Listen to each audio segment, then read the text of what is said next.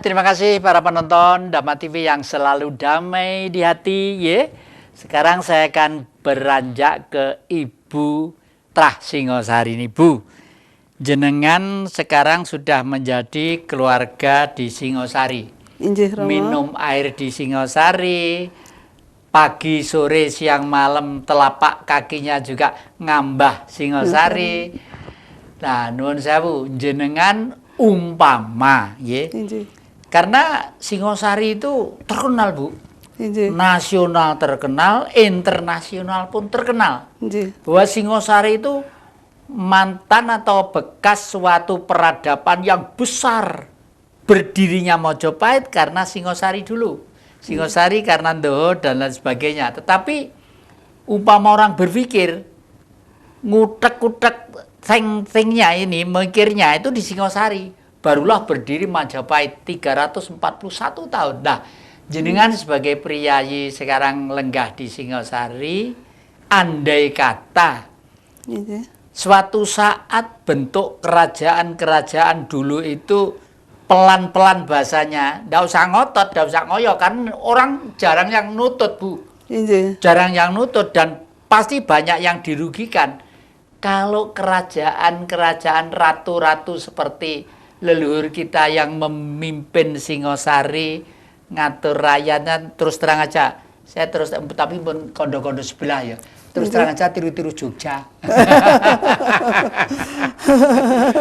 Umpama dibawa ke sana, bagaimana, Bu? Beneran kira-kira? Matur nuwun, Romo. Saya merasa ini senang sekali ya.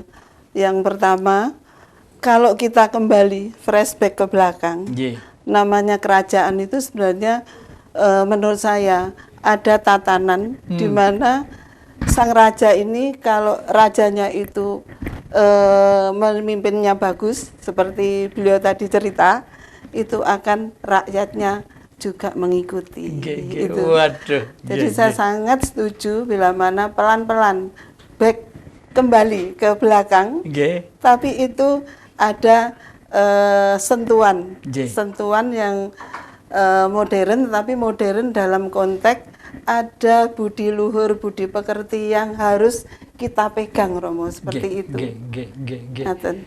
Nah, karena gini, Bu, nanti andai kata itu terjadi, kurikulum pendidikan anak-anak mulai PAUD sampai tingkat sekolah menengah atas itu harus dirombak semua.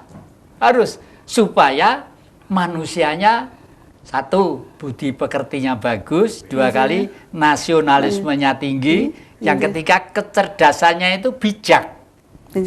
Kecerdasan harus bijak, kalau nggak bijak nanti pinter tapi blenger, kelenger gitu ya. Tapi bener itu pinter, bener, Nah, itu pasti bijaksana gitu. Lah, nun sewu, Bu. Jenengan tadi itu ngasto tumbuh-tumbuhan. Kok ketoke kuwi ini dudu alam tapi kok persis, Bu. Bahannya apa ini, Bu? Oh, ini gini, Romo. Kita ini sebenarnya komunitas peduli lingkungan. Peduli limbah yang di bumi ini, kan bumi ini harus dirawat, Romo. Kenapa kok dirawat? Kita tuh diparingi yang maha kuasa itu loh, anugerah, mulai apa aja, air, udara. Kalau kita sakit, Romo, di rumah sakit, satu tabung berapa oksigen, Romo? Nah, kita diberi sedemikian rupa. Kalau bumi ini tidak dirawat, bagaimana, Romo? Nah, saya selaku ibu-ibu itu begini, Romo. Memang sudah zamannya seorang ibu bila mana diberi uang bapaknya kurang, kemana, Romo? Akhirnya kita akan melihat apa ya yang bisa jadi nilai tambah, tetapi tidak memakai uang besar, supaya ndak nyuwun maneh, Romo. Jadi ditoto, Romo, sehingga ada kresek di rumah. Ini kalau dibuang, Romo, seandainya kresek itu masuk bumi, 400 tahun belum terurai, Romo. Bayangkan kalau satu hari ini berapa ton yang sudah kresek di dalam bumi.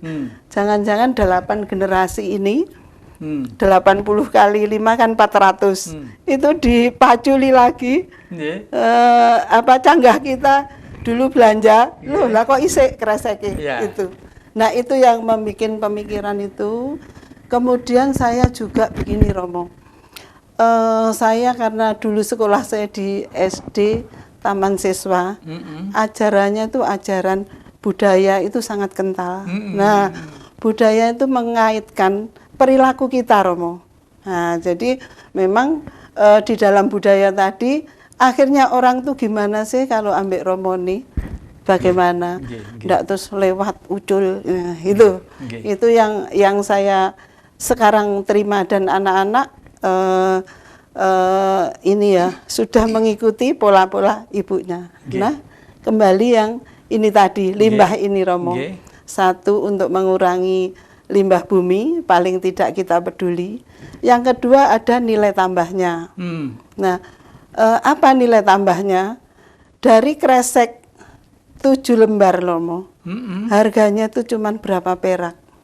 Kalau saya setrika, kemudian saya bentuk daun, ini asli tidak pakai apa-apa. Nun sewu, ini kalau misalnya di pasaran, yang merah itu kira-kira nilainya berapa?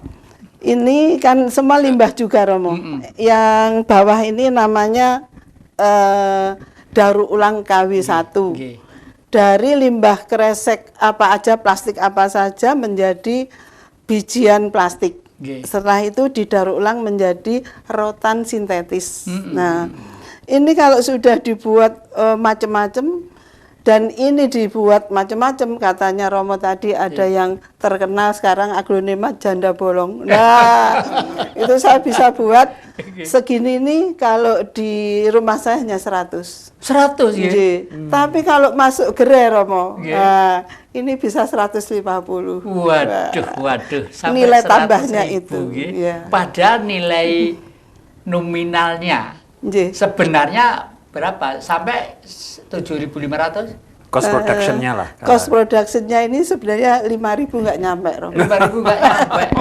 Tapi memang kreasinya itu dengan pekerjaannya Romo, yang kita hitung kan 1 jam berapa kalau buat ini nyetelika, gambar itu. Dan yang mahal kreativitasnya itu. Dan kita selalu membuat apa yang diinginkan masyarakat. Kalau zaman gelombang cinta ya kita buat gelombang cinta. Zamannya sekarang janda bolong tadi buat aglonema buat gitu. Jadi apa yang diinginkan konsumen kita ingin. Saya pikir meskipun kalau seindah seperti ini, dan buat ini, meskipun rumah-rumah besar, rumahnya orang elit-elit itu, masang ini malah enak, karena kalau pot itu kan ya nyiramin, bleber gitu macam-macam, belum ditinggal nyamuknya, kering, belum nyamuknya itu. Bahkan ada, saya pernah mantenan Romo, semua dekornya dari limbah Romo. Waduh. Nanti Romo saya kasih ininya, hasilnya. Koyok ngini gitu Pak. Untuk manten itu ya. Dekornya dari bunga-bunganya apa semua limbah. Lah saya usul perkara harum gampang disemprot. Disemprot pengharum. Sudah harum. Ini jadi itu dari koran Romo. Koran kita linting ya, nanti kita bentuk. Setelah itu kita ambil ini itu loh Romo, cat. Bukan cat, lem Raja Wali kita catkan. Nah, setelah kita keringkan kita pernis. Dan orang luar justru suka yang original.